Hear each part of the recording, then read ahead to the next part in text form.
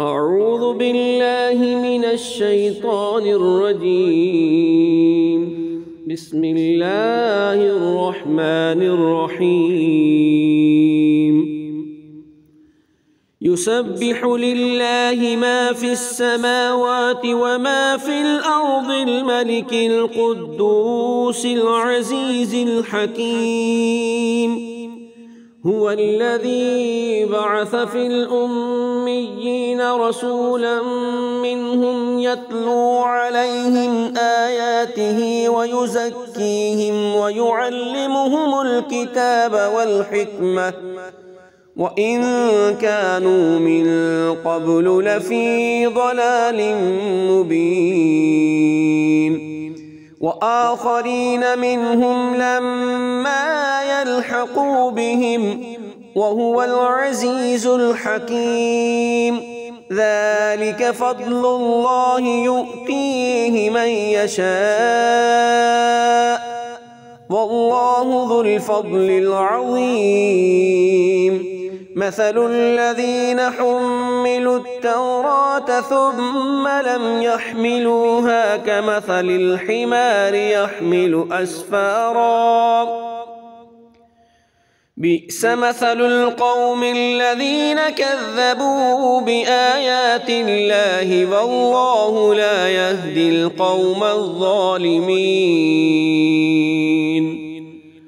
قل يا أيها الذين هادوا إن زعمتم أنكم أولياء لله من دون الناس فتمنوا الموت إن كنتم صادقين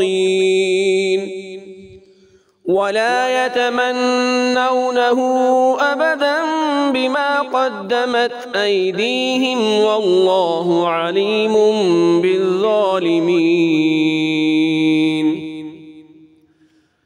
قل إن الموت الذي تفرون منه فإنه ملاقيكم ثم تردون إلى عالم الغيب والشهادة فينبئكم بما كنتم تعملون.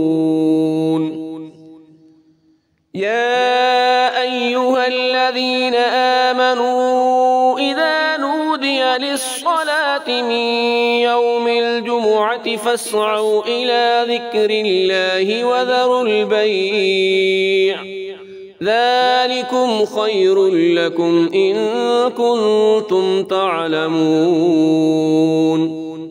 فإذا قضيت الصلاة فانتشروا في الأرض وابتغوا من فضل الله واذكروا الله كثيرا لعلكم تفلحون. وإذا رأوا تجارة أو لهوا انفضوا إليها وتركوك قائما قل ما عند الله خير من اللهو ومن التجارة والله خير الرازقين.